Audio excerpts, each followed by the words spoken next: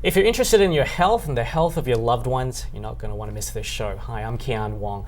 In the studios today is Patty McPeak. Patty is also known around the world as Rice Patty.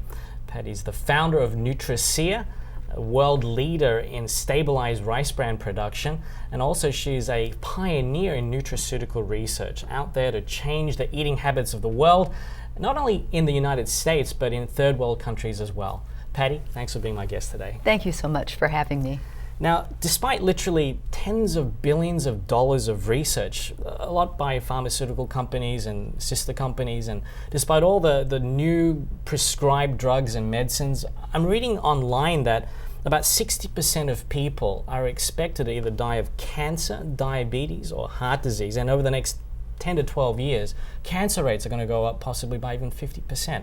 What's going on? What's happening, Kean, is that we're not giving our bodies the nutrient tools that the body needs to heal itself. We're using processed food our bodies don't recognize as food. And so what's happening is that we're developing an inflammatory and an immune response to the foods we're eating. On top of that, we are looking at the body as a series of parts when it needs to be looked at as a whole unit that works together synergistically to create health. Now, Patty, let's just back up a little bit. You have an amazing story. Now, some people discover their life's calling later in life, but you started pretty young. Well, yes. A lot of people don't believe that I can remember what it was like when I was 3 years old, but I truly do. At the age of 3, I was living in Los Angeles, California, and I was on the front porch of my home. And by the way, this was during World War II, and I had a vision. And it was something that I will never forget as long as I live. It has patterned my life. And this vision was that I had a mission to accomplish that was so important that there would be things that I would be deprived of in life because the mission was that important, and that I was to follow my inner voice that would guide me, and I would find what this mission was. At 3, I mean, was it can you just describe what type of experience that was? I mean, it's just hard to fathom at 3. I can't even remember what I did when I was 7 or 8, let alone 3. Well, my great-grandmother from Ireland was sitting next to me, and I was the only child, the only grandchild, and the only great-grandchild. So you can imagine I was a little bit spoiled. And we were talking, and suddenly it was like I was enveloped in a white light. It was like a swirling white light. And this voice spoke to me and told me that how much I was loved, and that I was loved, and that I would be guided to this mission. It was a profound experience. And since that time, I've had a number of other, I had one near-death experience at the age of 6, and I was surrounded by these, I don't know what they were angelic beings, but there were 14 of them, and they circled my bed for several days, and they were giving me information during that time. And my grandmother again sat at the end of my bed while I was in this very, very guarded condition. So, and all my life I've had this same male voice speak to me and guide me, warn me, and I've had some kind of an ability to know things that are going to happen in the future. I've been very blessed. And then, high school days passed, and did you actually get into research straight away, like as a medical scientist, or what area did you actually study? Well, I was always interested in food and started cooking when I was very, very young. I was at 5? No, actually, I started cooking meals when I was about 7. Oh wow, I wasn't far off. And no, you weren't far off. And I began cooking, and by the time I was in the 5th grade, I was teaching my teachers how to cook, and by the time I was in the 6th grade, I was making pizzas, and this is by the way long before there were pizzerias in our country. And so food was always an interest. My family always had their own chickens, and we raised our own vegetables. So I was raised in that environment. I was a 4-H'er, and so this was something that was near and dear to me. I really wanted to be a doctor, but I wasn't built to be able to do that. I couldn't ever dissect the worm. I couldn't I cut. know what you mean. I couldn't dissect the frog. No. And so I think that was for a reason, because had I would never have discovered what I have discovered. So my whole life has been guided by this voice and into discoveries that, some people watching probably think that maybe I'm a nutcase, which is okay. I like being a nut. No, it's okay. But all I say is that judge me by my patents, by the products I have created, because I have no background to have done anything that I've done other than this inspiration. It's phenomenal. So you ended up, how young did you realize that food and creating a superfood that could feed the world would ultimately, be your life's work? Well, it was really an unfoldment. When I was in high school and college, rather than give presents to my friends, I would give care packages. So I was always very conscious of the importance of reaching out and helping people that were in need. Mm-hmm. But it wasn't really until I was probably in my mid-20s when this voice said to me, Patty, you need to get your mission accomplished. And so it was at that point that I said, okay, I'm going to do this in earnest. I moved from Central California. What were you doing at the time? What sort of work were you doing? At the time, I was working as a secretary for a petroleum company. And I didn't know how I was going to find this mission, so I got my real estate license, my insurance license, and I had 3.5 years of college. I was an English major, a French minor. I loved the sciences, except for the biology. I didn't want to cut open any animals, and so I went into the physical sciences and chemistry. I was always very good in that. But I realized that I had to be exposed to a number of opportunities. So I moved to Southern California, and I went into venture capital work. And the first company that came to me was a portable telephone company, which I arranged the financing, and that gave me the money to be able to begin to pursue this mission of mine. The next company that Sorry, you went from you went down to South California to get involved with venture capital work. Right. So you got into the capacity of actually evaluating different opportunities. That's right. And so on. Oh, that's pretty amazing, just from doing secretarial work. That's right. I could take 5 years of P&Ls, and I could look at them and see a pattern, and see an opportunity, see where there was something deficient. I was not trained to do it. How I did it, I have no idea. And venture capital, it was quite in its infancy back. That's right. This is back in the early 70s, and anyway, somehow I managed to do it. No, I don't know how I got from there to here. From a 3-year-old, with a vision to make a difference, to being the founder of a $500 million publicly traded food technology company. We'll be right back.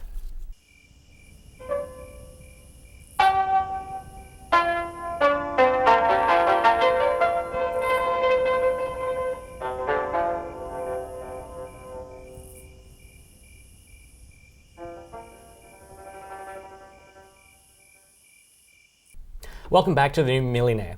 Now, Patty, you said you got into the venture capital industry and you managed to raise some capital for a phone technology company, was it? Yes. And from there, I was then able to take on another client who was looking for money for a fish protein concentrate plant. And it took me 2 years. I had to actually work in the company to learn enough about nutrition and protein research and solvent extraction to be able to put a package together that raised the money.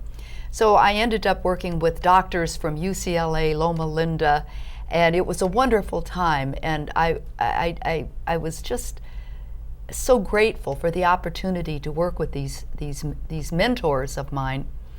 And but I realized rather quickly that the answer to malnutrition, to solving the famine crisis that I could see was coming on the planet was not going to be from the seas. At that time, they were starting environmental impact reports. It was nothing that I could see would ever be a commercially viable business. But it taught me something. When the fishermen were on strike, the fish would be inshore ready to fish. When the fishermen were working, La Nina would come in and the fish would be offshore. So I realized from that I needed to find a guaranteed feedstock. So I began looking for what would be a wasted food resource.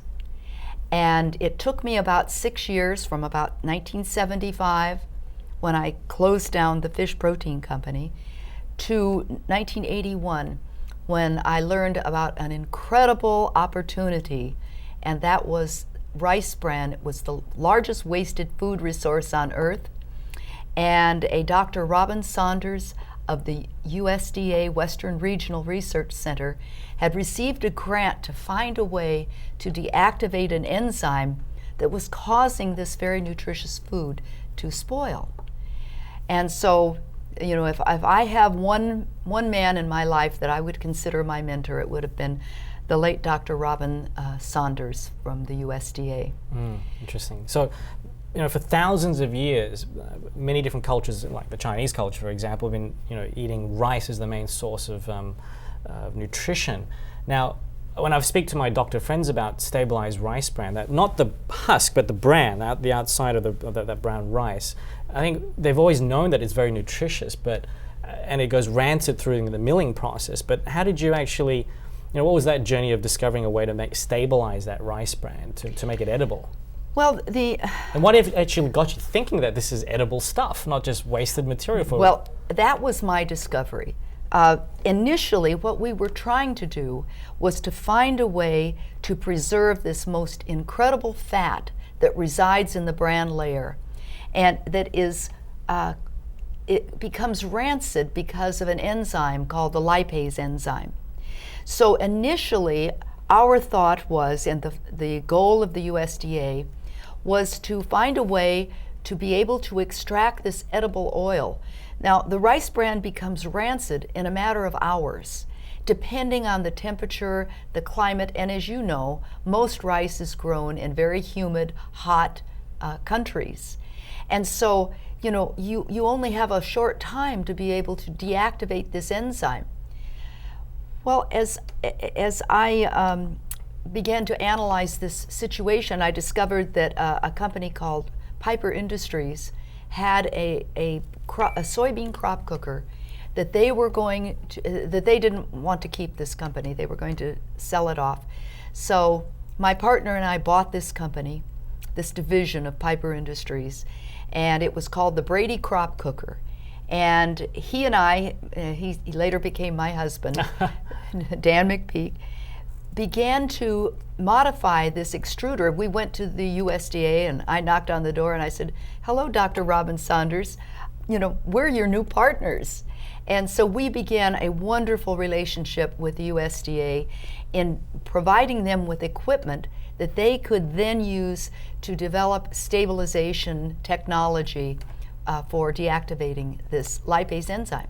Oh, interesting. From a business perspective, you had funding from outside investors to help with putting the team of scientists together No.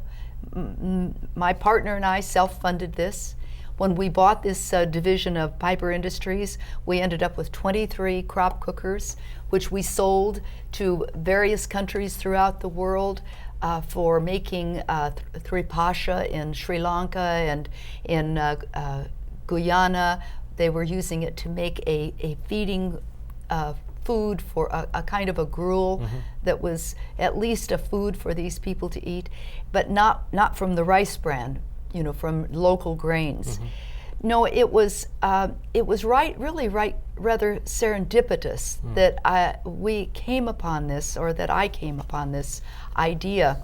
When we began looking at the economics of extracting the edible oil, rice bran at the best is 24% fat. And if you stabilize it, you're able to probably get maybe at 18%, 20% yield from the total rice bran. So now you've got, if you have 100 pounds of rice bran, you're going to end up with 20 pounds of oil. Now you've got 80 pounds of this defatted rice bran that has very little value. It was being sold into markets as a low cost feed extender. And I just didn't see that this was going to be an economically viable model. So I began doing research on the stabilized rice bran itself and discovered that it was so rich in the B vitamins. And at that time, we didn't understand anything about vitamin E complex. And I began to see, doing analytical work, I discovered that it was very rich in vitamin E and something called tocotrienols, which are even much more important and much more active isomers of vitamin E complex. So isomers of vitamin E complex, so it's a very bioavailable amalgamation of different vitamins, just to sort of simplify it for Yes, if vitamin E taken as alpha tocopherol, it's all right, but compared to taking the mixed tocopherols and the tocotrienols, now you're getting something that is a powerhouse in helping the body to fight cancer and heart disease and diabetes and autoimmune illnesses. But back in the 80s, we were just beginning to understand what tocotrienols were. And by the way, they only exist in rice, barley, and palm oil. Okay. So eventually you discover there's actually 120 naturally occurring Yes. which is like the most nutrient-rich whole food on the planet? Absolutely. And to this very moment, it is the most nutrient-dense food on earth. And back in our first segment, you were saying, why are we getting all this chronic degenerative diseases? Because we're lacking in nutrients? I mean, we're so overfed. Well, we may be calorically overfed, but we are all suffering from the same disease state. Whether you have cardiovascular disease, diabetes, cancer, these are all, obesity, these are all states of nutrient deprivation. Wow.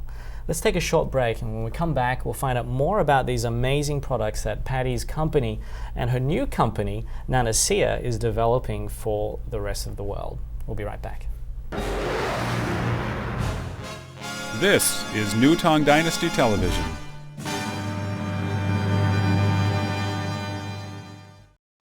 We're here with Patty McPeak, the inventor of stabilized rice bran and the founder of Nanacea, a company that went from zero to over $500 million in market cap. Tell us, how did that happen in a relatively short, few years, or was it 5 or 10 years, but when it got listed and went so, high in valuation?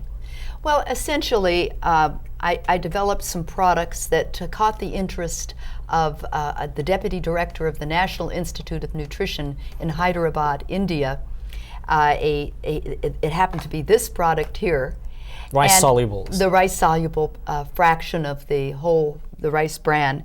And she and her name is Dr. Rukmini Cheravanki, and she and Dr. Sastry Cherukuri came from India. They resigned their positions and came to the United States and began to help me build a team that enabled us to get the patents that we have today for treating type 1 and type 2 diabetes, cardiovascular diseases, arthritis. And I built a wonderful team of people to help me fulfill this mission. And that's the key, isn't it? I mean, Yes. a lot of people, a lot of inventors, unfortunately never get their products out there. They spend their whole lives working on it. But, finding that team of like-minded people with the vision that you had from age 3, they were obviously drawn to that. Yes, they were. It became a passion for them as well as for me. And today, I believe that Nanacea is probably one of the most important companies on the face of the earth, with the ability to increase world food production.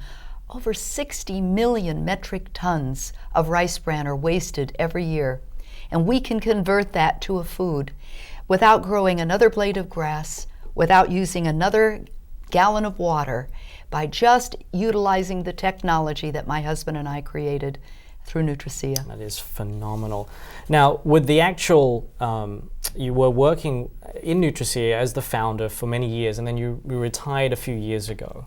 Yes. And now at age 68, 9, you're starting a new company. Tell us, what happened there as well. Well, I really turned Nutricia over to people that I felt had the ability to handle the ingredient part of this.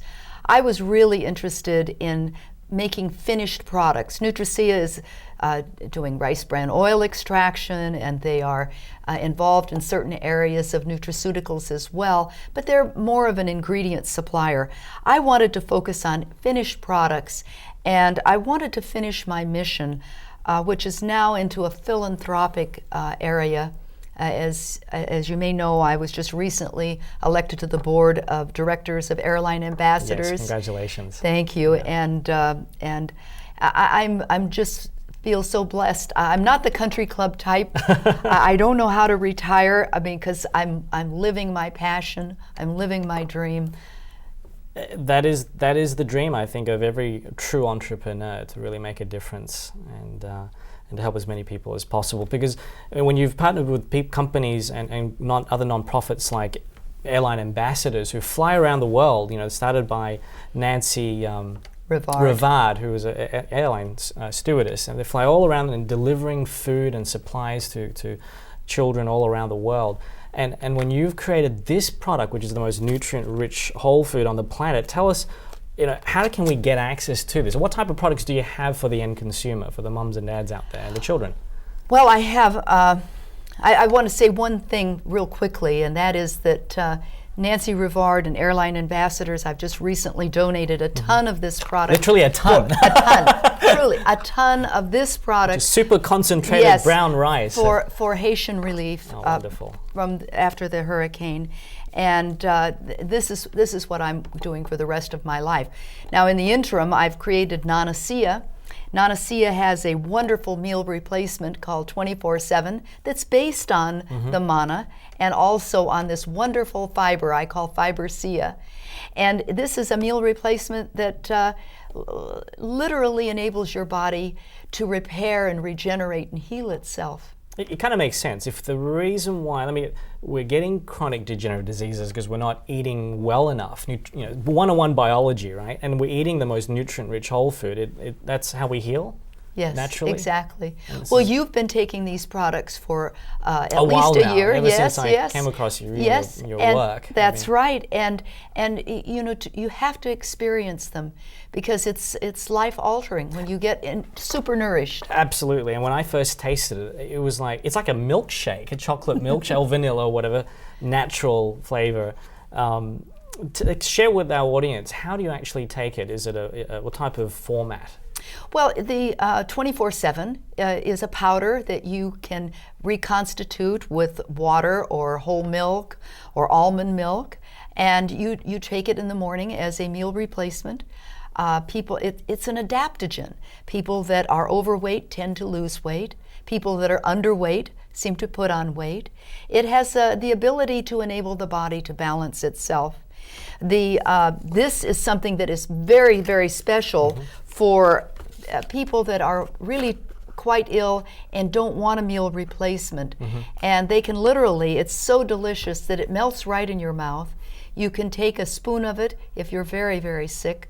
I've seen miraculous things happen with people with liver diseases, and I'm all about doing clinical trials, and I'm continuing to do that. You've done literally decades of research, and yes. We've got all that on the website, which we'll put up on our screen. Wonderful. And so manna rice solubles is what you're sending over to third world countries. That's correct. Can you tell us a little bit about the feeding programs for the malnourished and people in famine and so on? Well, one of the issues we have, I've created this bar which is called Rice Yummies. Look yes. at that. And it is made from the Nanacia manna. And it is, I mix it with rice bran oil and coconut oil and a vitamin premix. And this is a carrier or a delivery system that we can custom tailor. For instance, let's say that there's a population that is very deficient in zinc. We can increase the zinc in this bar. Right now it's in a bar form. We have also a paste form that can be squeezed out of a tube. we find that in many instances, children are so malnourished and so ill that if they get food into their system that isn't pre-digested, then they they go into shock. It's a terrible situation. And this manna is an example. It is pre-digested, so it's very gentle on the system, but all the nutrients are there, and it's just incredible to see how the children respond to these foods. That's amazing. That's truly amazing. And we look forward to hearing about more of these feeding programs and literally feeding the poor around the world and helping us who are overfed and undernourished. Yeah, you got that right. Oh my goodness. So, thank you so much for the work that you've been doing for humanity. And come back to our show and tell us more about the future work that you do. I would love to, and thank you so much for having me. Lovely. And that's all we have for the new Millionaire. Take care, and we'll see you soon.